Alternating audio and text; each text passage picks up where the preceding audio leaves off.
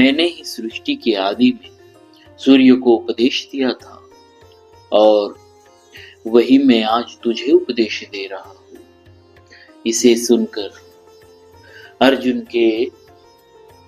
अर्जुन में स्वाभाविक यह जिज्ञासा जागृत होती है कि जो अभी मेरे सामने बैठे हैं, इन भगवान श्री कृष्ण ने सृष्टि के आरंभ में सूर्य को उपदेश कैसे दिया था। अतः इसे अच्छी तरह समझने के लिए अर्जुन आगे के श्लोक में भगवान से प्रश्न करते हैं। अर्जुन उवाच अपरं भवतो जन्म परम जन्म विवस्वतः कथमेत द्विजानीया त्वमादौ प्रोक्तवानीति। भगवान, आपका जन्म तो अभी कुछ वर्ष पूर्व श्री वसुदेव जी के घर हुआ है। फिर सूर्य का जन्म सृष्टि के आरंभ में हुआ था। अतः आपने सूर्य को कर्मयोग कैसे कहा था? अर्जुन के इस प्रश्न में तर्क या आक्षेप नहीं, प्रत्युत जिज्ञासा है। वे भगवान के जन्म संबंधी रहस्य को सुगमता पूर्वक समझने की दृष्टि से ही प्रश्न करते हैं, क्योंकि अपने जन्म संबंधी रहस्य को प्रकट करने में भगवान ही सर्वथा समर्थ है। अर्जुन कहते हैं, मैं आपको सृष्टि की आदि में उपदेश देने वाला कैसे जानूं? अर्जुन के प्रश्न का तात्पर्य यह है कि सूर्य को उपदेश देने के बाद से सूर्यवंश की मनु, इक्ष्वाकु आदि कई पीढ़ियां बीत चुकी है और आपका अवतार अभी का है। अतः आपने सृष्टि के आदि में सूर्य को उपदेश कैसे दिया था, यह बात मैं अच्छी तरह समझना चाहता। सूर्य तो अभी भी है, इसीलिए उसे अभी भी उपदेश दिया जा सकता है, परंतु आपने सूर्य को उपदेश देने के बाद सूर्यवंशी की परंपरा भी वर्णन किया, सूर्यवंश की परंपरा का भी वर्णन किया है। इससे यह सिद्ध होता है कि आपने सूर्य को उपदेश अभी नहीं दिया है। अतः आपने सूर्य को कल्प के आदि में कैसे उपदेश दिया था? अर्जुन के प्रश्न के उत्तर में अपना अवतार रहस्य प्रकट करने के लिए भगवान पहले अपनी सर्वज्ञता का दिग्दर्शन कराते हैं। श्री भगवानुवाच बहूनि मे व्यतीतानि जन्मानि तव चार्जुन तान्यहं वेद सर्वाणि न त्वं वेत्थ परन्तप। तीसरे श्लोक में भगवान ने अर्जुन को अपना भक्त और प्रिय सखा कहा था, इसीलिए पीछे के श्लोक में अर्जुन अपने हृदय की बात निसंकोच होकर पूछते हैं। अर्जुन में भगवान के जन्म रहस्य को जानने की प्रबल जिज्ञासा उत्पन्न हुई, इसीलिए भगवान के सामने मित्रता के नाते अपने जन्म का रहस्य प्रकट कर देते हैं। यह नियम है कि श्रोता की प्रबल जिज्ञासा होने पर वक्ता अपने को छिपा कर नहीं रख सकता। इसीलिए संत महात्मा भी अपने में विशेष श्रद्धा रखने वाले के सामने अपने आप को प्रकट कर सकते हैं। समय समय पर मेरे और तेरे बहुत से जन्म हो चुके हैं। भगवान कहते हैं, समय समय पर मेरे और तेरे बहुत से जन्म हो चुके हैं, परंतु मेरा जन्म और तरह का है, मेरा जन्म और तरह का है, जिसका वर्णन आगे के श्लोक में करेंगे भगवान। और तेरा मतलब जीव का जन्म और तरह का है।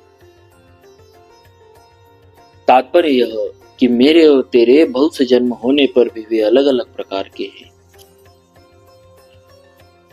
दूसरे अध्याय के 12वें श्लोक में भगवान ने अर्जुन से कहा था कि मैं भगवान और तू तथा ये राजा लोग जीव पहले नहीं थे और आगे नहीं रहेंगे। ऐसा नहीं है। तात्पर्य है कि भगवान और उनका अंश जीवात्मा दोनों ही अनादि और नित्य है। संसार में ऐसे जाति स्मर जीव भी होते हैं जिनको अपने पूर्व जन्मों का ज्ञान होता है। ऐसे महापुरुष युंजान योगी कहलाते, जो साधना करके सिद्ध होते हैं। साधना में अभ्यास करते करते इनकी रुचि इतनी तेज हो जाती है कि ये जहाँ रुचि लगाते हैं वही का ज्ञान इनको हो जाता है। ऐसे योगी कुछ सीमा तक ही अपने पुराने जन्मों को जान सकते हैं। संपूर्ण जन्मों को नहीं। इसके विपरीत भगवान युक्त योगी कहलाते हैं, जो साधन किए बिना स्वतः सिद्ध नित्य योगी है। जन्मों को जानने के लिए उन्हें वृत्ति नहीं लगानी पड़ती, प्रत्युत उनमें अपने और जीवों के भी संपूर्ण जन्मों का स्वतः स्वाभाविक ज्ञान सदा बना रहता है। उनके ज्ञान में भूत, भविष्य और वर्तमान का भेद नहीं है, प्रत्युत उनके अखंड ज्ञान में सभी कुछ सदा वर्तमान ही रहता है। कारण कि भगवान संपूर्ण देश, काल, वस्तु, व्यक्ति, परिस्थिति आदि में पूर्ण रूप से विद्यमान रहते हुए भी इनसे सर्वदा अतीत रहते हैं। मैं उन सबको जानता हूँ। भगवान के इन वचनों से साधकों को एक विशेष आनंद आना चाहिए कि हम भगवान की जानकारी में हैं। भगवान हमें निरंतर देख रहे हैं, पर हम कैसे ही क्यों न हो, पर है भगवान के ज्ञान में। न त्वं वेत्त परंतप, जन्मों को न जानने में मूल हेतु है अंतःकरण में नाशवान पदार्थों का आकर्षण, महत्व होना। इसी के कारण मनुष्य का ज्ञान विकसित नहीं होता। अर्जुन के अंतःकरण में नाशवान पदार्थों का, व्यक्तियों का महत्व था। इसीलिए वे कुटुंबियों के मरने के भय से युद्ध नहीं करना चाहते थे। पहले अध्याय के 33वें श्लोक में अर्जुन ने कहा था कि जिनके लिए हमारी राज्य, भोग और सुख की इच्छा है, वे ही कुटुंबी प्राणों की और धन की आशा छोड़कर युद्ध में खड़े हैं। इससे यह सिद्ध होता है कि अर्जुन राज्य, भोग और सुख चाहते हैं। अतः नाशवान पदार्थों की कामना होने के कारण वे अपने पूर्व जन्मों को नहीं जानते थे। ममता, आसक्ति पूर्वक अपने सुख, भोग और आराम के लिए धनादि पदार्थों का संग्रह करना परिग्रह कहलाता है। परिग्रह का सर्वथा त्याग करना अर्थात अपने सुख, आराम आदि के लिए किसी भी वस्तु का संग्रह न करना अपरिग्रह कहलाता है। अपरिग्रह की दृढ़ता होने पर पूर्व जन्मों का ज्ञान हो जाता है। अपरिग्रहस्तैर्थे जन्म कथनता संबोधहा, पातंजलि योग दर्शन 2:49। संसार माने क्रिया और पदार्थ सदैव परिवर्तनशील और असत है, अतः उसमें अभाव माने कमी होना निश्चित है। अभाव रूप संसार से संबंध जोड़ने के कारण मनुष्य को अपने में भी अभाव दिखने लग जाता है।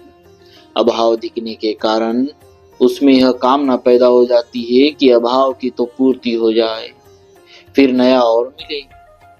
इस कामना की पूर्ति में ही वह दिन रात लगा रहता है, परंतु कामना की पूर्ति होने वाली नहीं।